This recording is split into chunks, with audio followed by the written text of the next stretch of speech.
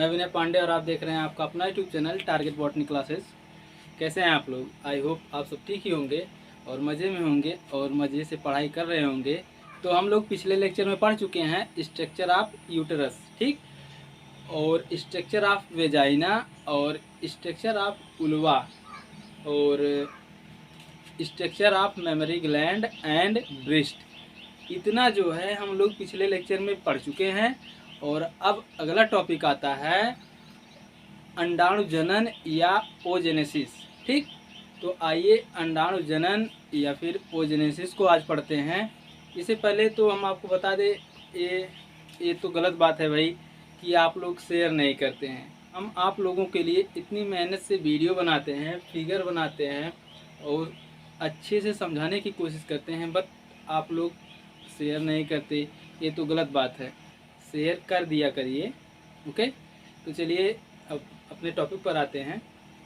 सबसे पहले तो ओजेनेसिस क्या है या फिर अंडाणु जनन क्या है, ये आपके मन में सवाल उठ रहा होगा, ओके। तो हम आपको एक लाइन में ओजेनेसिस का डिफिनीशन बता दे रहे हैं, उसके बाद जो है थोड़ा सा डिटेल में जानने की कोशिश करेंगे हम लोग। तो इस ओजेनेसिस का डिफिनीशन है the formation of female gamete in the ovary is term oogenesis, ठीक। ओवरी में फीमेल गैमेट्स या एग का बनना या निर्माण होना ओजेनेसिस कहलाता है, ओके।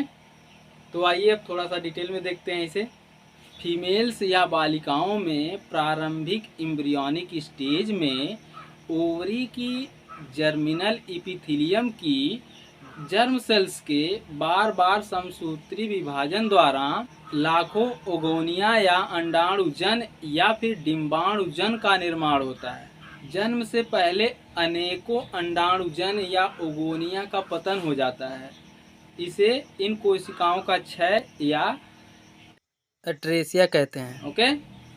कुछ अंडाणुजन या ओगोनिया वृद्धि करके प्राइमरी ओसाइट बन जाती है। इनमें प्रथम अर्धसूत्री विभाजन प्रारंभ हो जाता है, परंतु विभाजन पूरा नहीं होता है। इस प्रकार जन्म के समय नवजात बालिका के प्रत्येक ओवरी के कॉर्टिकल स्ट्रोमा में लगभग 2 से 20 लाख ओगोनिया एवं प्राइमरी ओसाइट सेल्स होती हैं। इनमें से एक स्त्री के पूरे जीवन काल में 400 कोशिकाओं का एक्स में या अंडाणुओं में परिपक्वन होता है, बाकी शेष बची कोशिकाएं नष्ट हो जाती हैं। इस परिपक्वन की प्रक्रिया को ही अंडाणु जनन या ओजेनेसिस कहते हैं, ओके। आइए अब फिगर के माध्यम से ओजेनेसिस प्रक्रिया को जानते हैं। प्रत्येक प्राइमरी ओसाइट के चारों ओर चपटी सल्की एवं फॉलिकुलर सेल्स की इकहरी आवरण होती है और इस पूरी संरचना को प्रीमोर्डियल फॉलिकल कहते हैं। देखिए फिगर में, देखिए ये प्रीमोर्डियल फॉलिकल्स है, ठीक। देखिए प्राइमरी ओसाइट के, देखिए ये अंदर का भाग जो है ओसाइट है और ये बाहरी लेयर जो है ये फॉलिकल सेल्स है, ठीक। प्रत्येक प्राइमरी ओसाइट के चारों तरफ चपटा सल्की एवं फॉलिकुलर सेल्स का एक आवरण होता है और इस पूरी प्रक्रिया को प्रीमोर्डियल फॉलिकल कहते हैं, ओके। फिर आगे देखिए, बाल्यावस्था में कुछ प्रीमोर्डियल फॉलिकल सेल्स में वृद्धि होने लगती है और इसमें फॉलिकल सेल्स जो होती हैं यह पहले घनाकार हो जाती हैं और फिर बार बार विभाजन करके 6 से 7 अस्तर का आवरण बना लेती हैं और इनमें फॉलिकल सेल्स पहले घनाकार हो जाती हैं, उसके बाद बार बार विभाजन करती हैं और 6 से 7 अस्तर बना लेती हैं या 6 से 7 अस्तर बन जाते हैं इनके, ठीक। और इन्हें अब ग्रेन्युलोसा सेल्स और इसके आवरण को मेम्ब्रेना ग्रेन्युलोसा कहते हैं, ठीक। फिगर में देखिए, फॉलिकल सेल्स जो है ये पहले घनाकार हो जाती हैं, मतलब अधिक संख्या में हो जाती हैं। उसके बाद ये अपने अपने आप को बार बार, मतलब फॉलिकल सेल्स जो होती हैं वो बार बार विभाजन करती हैं और 6 से 7 लेयर बना लेती हैं। यहाँ पर देख सकते हैं, यहाँ सब 6 से 7 लेयर बना लेती हैं। ओके, जब फॉलिकल सेल्स घनाकार हो जाती हैं तो उन्हें ग्रेन्युलोसा सेल्स और उसके बाहरी खोल को मेम्ब्रेना ग्रेन्युलोसा कहते हैं। ठीक, देखिए यहाँ पर, ये देखिए जो है फॉलिकल सेल्स बार बार विभाजन करके घनाकार हो गई हैं। यहाँ पर ये दोनों फिगर में देख सकते हैं। उसके बाद जो है ये अंदर का जो अंदर वाली जो लेयर है उसे कहते हैं ग्रेनुलोसा सेल्स। ठीक, उसके आवरण को मेम्ब्रेना ग्रेनुलोसा कहते हैं। ठीक, देखिए यहाँ पर, देखिए यहाँ पर granulosa of cells, membrana granulosa. ठीक, मेरा कहने का मतलब है कि जब फॉलिकल सेल्स जो होती हैं वह बार बार विभाजन करती हैं और बार बार विभाजन करने के बाद वह 6 से 7 अस्तर बना लेती हैं। ठीक, तब इसे हम ग्रेनुलोसा सेल्स कहते हैं और इसके आवरण को मेम्ब्रेना ग्रेनुलोसा कहते हैं। ओके, और इस अवस्था के फॉलिकल्स को प्राइमरी फॉलिकल्स कहते हैं। ओके, प्राइमरी ओसाइट और उसके आवरण के बीच में ग्लाइकोप्रोटीन का अस्तर बन जाता है जिसे जोना पेलुसिडा कहते हैं। ओके, उसके बाद मेम्ब्रेना ग्रेनुलोसा का जो भीतरी अस्तर होता है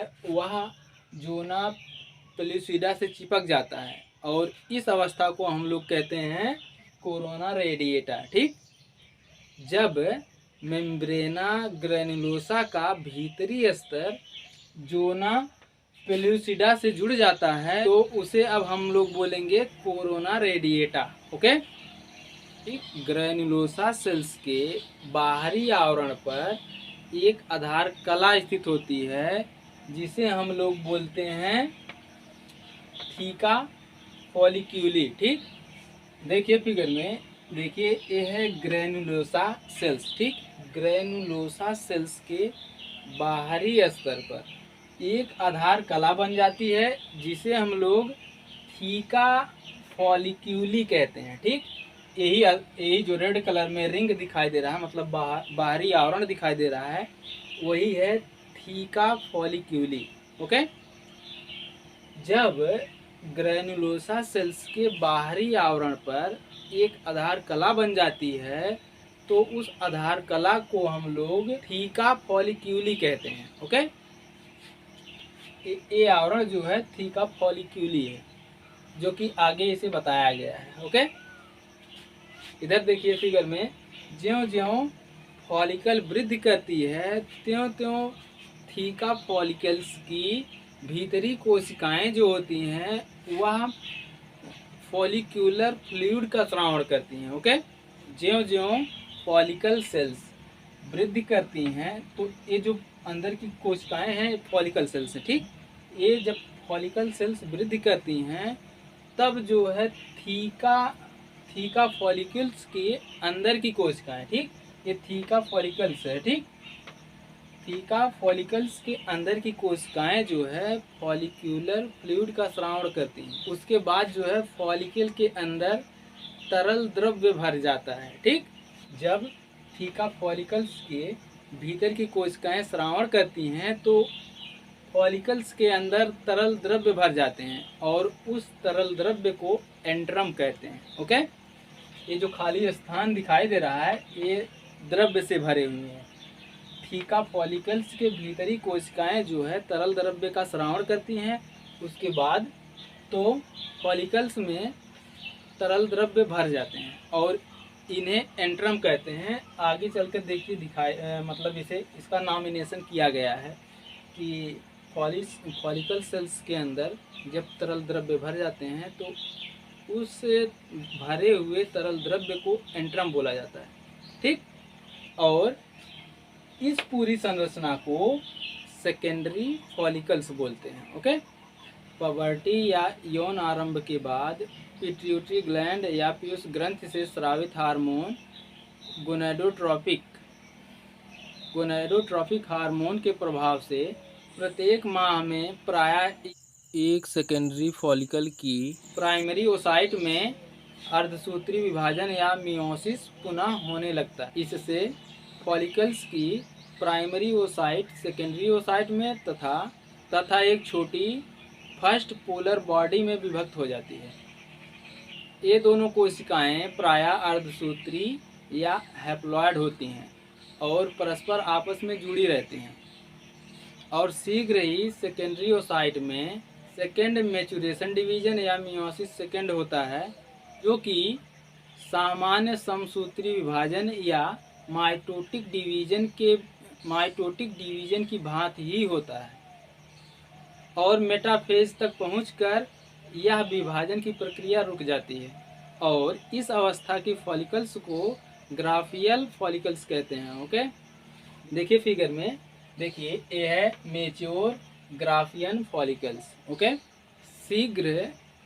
जब शीघ्र सेकेंडरी ओसाइट में सेकेंड मैच्यूरेशन डिवीजन या मियोसिस सेकेंड होता है, जो कि सामान्य समसूत्री विभाजन या माइटोटिक डिवीजन की भांति ही होता है और मेटाफेज तक पहुंचकर उसके बाद यह प्रक्रिया रुक जाती है और इस अवस्था को मैच्योर ग्राफियन फॉलिकल्स कहते हैं। ओके, फॉलिकल कैविटी के विस्तार होने के कारण यह फॉलिकल बड़ी हो जाती है और ग्रैनुलोसा सेल्स की खोल अर्थात मेम्ब्रेना ग्रैनुलोसा दो स्तरों में बंट जाता है। थीका फॉलिकल के नीचे का पेरिफेरल स्तर और ओसाइट के चारों ओर मज्जा या मेडुलरी स्तर। ओके, तो फिगर में देखिए यह है थीका फॉलिकल। ठीक, थीका फॉलिकल के नीचे का स्तर जो है पेरिफेरल स्तर, ठीक, और ओसाइट के चारों ओर का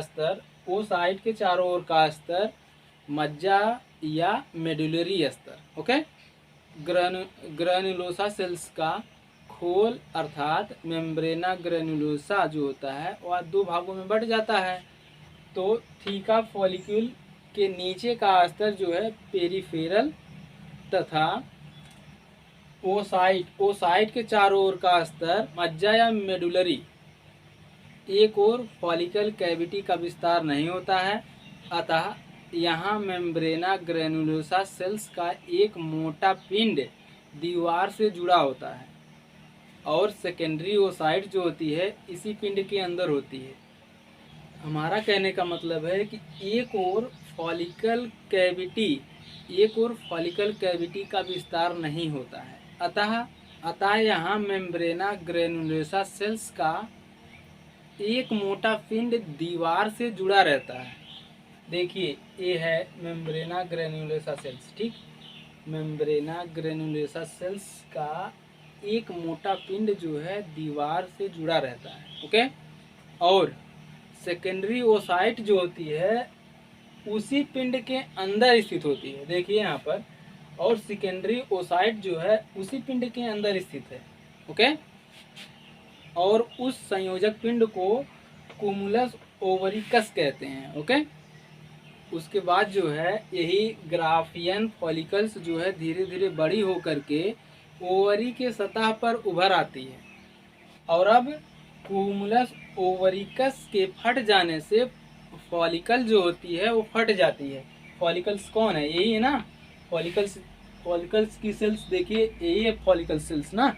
तो जब कुमुलस ओवरिकस जो है फट जाती है तो उसके फटने से फॉलिकल्स भी फट जाती है और कोरोना रेडिएटा से घिरी तथा प्रथम ध्रुवीय कोशिका से चिपकी सेकेंडरी ओसाइट देह गुही तरल में मुक्त होकर के ओविडक्ट, यूट्रीन या फैलोपियन ट्यूब की झालरदार मुखिका से होती हुई इस नाल में घुस जाती है। सेकेंडरी ओसाइट के फॉलिकल से मुक्त हो जाने की क्रिया को अंडोत्सर्ग या फिर ओवुलेशन कहते हैं। ठीक, सेकेंडरी ओसाइट के फॉलिकल से मुक्त होने की क्रिया को ओव्यूलेशन कहते हैं। ओके, उसके बाद ये जो फटी हुई फॉलिकल्स हैं ये विघटित नहीं होती हैं या डिस्ट्रॉय नहीं होती हैं, बल्कि एक पीली ग्रंथि रचना में बदल जाती है, जिसे हम लोग कहते हैं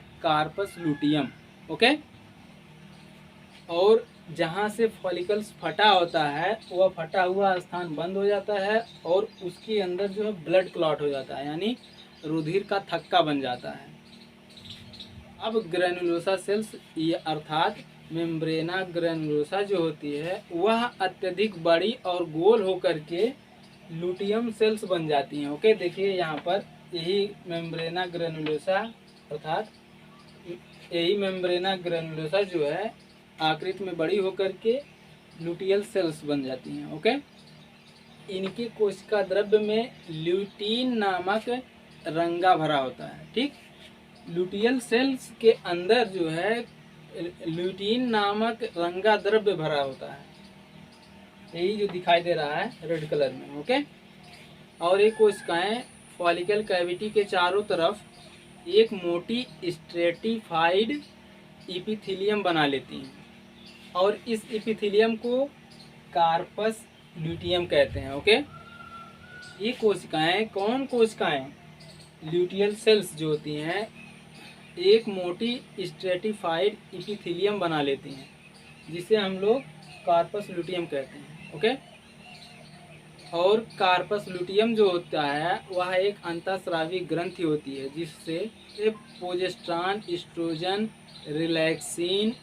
रिलैक्सिन और इनहिबिन नामक हार्मोन का स्रावण होता है। ओके, यदि फॉलिकल से निकले अंडाणु का गर्भाशयी नाल में निषेचन हो जाता है तो यह मुख्यतः प्रोजेस्टेरॉन और एस्ट्रोजन हार्मोन का स्रावण करते हैं, अन्यथा यह निष्क्रिय और कुछ समय बाद डिस्ट्रॉय यानी नष्ट हो जाती हैं। ओके, प्रोजेस्टेरॉन जो होता है यह गर्भाशय या यूट्रस में प्लेसेंटा का निर्माण तथा भ्रूण के आरोपण का गर्भ के दृढ़ता पूर्वक स्थापित हो जाने से संबंधित प्रक्रिया का नियमन करता है। ओके, आज के लिए बस इतना ही। आई होप ये टॉपिक थोड़ा सा डिफ़िकल्ट था, बट कोई नहीं, अगर आप लोग 2-3 बार अच्छे से पढ़ लेंगे तो आपको समझ में आ जाएगा। ओके, तो इसमें तो कुछ बताने की ज़रूरत नहीं है लगभग, तो देख लीजिए। अच्छा, थोड़ा सा फिगर के मतलब फिगर में जो संरचनाएं हैं उनको देख लीजिए। देखिए, ये बाहर का जो आवरण है इसे फॉलिकल्स कहते हैं और ये अंदर जो है ओसाइट है। ठीक, अंड जनन है। ठीक, उसके बाद फिर यहाँ पर देखिए यही कोशिकाएं जो बार बार विभाजित करके घनाकार हो जाती हैं, तो इसे बोलते हैं ग्रैनुलोसा सेल्स, और उसके बाहरी आवरण को मेम्ब्रेना ग्रैनुलोसा कहते हैं। ठीक, उसके बाद फिर आगे आइए, ये पार्ट जो है ओसाइट के ऊपर का पार्ट जोना प्लूसिडा है। ठीक, उसके बाद यहाँ पर आ जाइए, देखिए इस फिगर में ग्रैनुलोसा सेल्स अंदर की तरफ जो है ग्रैनुलोसा सेल्स है, और ये जो ओसाइट के चारों तरफ दिखाई दे रहा है उसे जोना प्लूसिडा कहते हैं। ठीक, उसके बाद ये जो खाली स्थान दिखाई दे रहा है उसमें जो है फ्लूइड फिलिंग वेसिकल्स, उसमें फ्लूइड भरे हुए हैं। ओके, और इस अवस्था को सेकेंडरी फॉलिकल्स कहते हैं, और ये जो रेड कलर में मेम्ब्रेन दिखाई दे रहा है इसे थीका कहते हैं। ओके, उसके बाद आ जाइए, देखिए नंबर 5 है ग्राफियन फॉलिकल्स। इसमें देखिए ओसाइट के जस्ट ऊपर जो है कोरोना रेडिएटा है। ओके, और उसी में देखिए यहाँ पर जो है जोना प्लूसिडा है, और जस्ट उसके ऊपर देखेंगे तो क्यूमुलस ओवरिकस है। ठीक, उसके थोड़ा सा और जस्ट ऊपर देखेंगे तो है मेम्ब्रेना ग्रैनुलोसा सेल्स। ओके, और सबसे बाहरी आवरण जो है इसे तो हम बता दिए थे, थीका फॉलिक्यूली है, और ये जो द्रव्य है जो नहीं बताए थे आपको कि जो है इसमें फॉलिकल सेल्स के खाली स्थान में जो है द्रव्य भरा रहता है, जिसे एंट्रम कहते हैं। ओके, उसके बाद आ जाइए सेकेंडरी ओसाइट में। सेकेंडरी ओसाइट देखिए इसे सेकेंडरी ओसाइट कहते हैं। और उसके जस्ट में जोना पेलुसिडा है जो कि बता चुके हैं आपको। उसके बाद उसके जस्ट ऊपर आएंगे तो सेल ऑफ कोरोना रेडिएटा की कोशिका है, ठीक। ग्रेन्युलोसा सेल्स या फॉलिकल सेल्स से जब जो है एक्स या फिर जो है ओगोनिया बाहर आती है तो उसे कहते हैं ओवुलेशन या फिर कहते हैं ओसाइट रिलीज, ठीक। उसके बाद फिर जस्ट अगले फिगर में देखिए यहाँ पर डेवलपिंग कार्पस ल्यूटियम, ठीक। कार्पस ल्यूटियम का विकास हो रहा है और ये जो खाली स्थान है इसमें जो ब्लड क्लॉट हो जाता है, ब्लड जो है ब्लड क्लॉटिंग, ठीक, ब्लड क्लॉट है। उसके बाद ये जो कोशिकाएं दिखाई दे रही हैं इन्हें लुटियल सेल्स कहते हैं। और यहाँ पर देखिए ये है कार्पस लुटियम, उसके बाद जस्ट कार्पस एल्बुकेंस, ठीक। ओके, तो आज के लिए बस इतना ही, मिलते हैं नेक्स्ट वीडियो में, तब तक के लिए जय हिंद, टेक केयर, गुड बाय।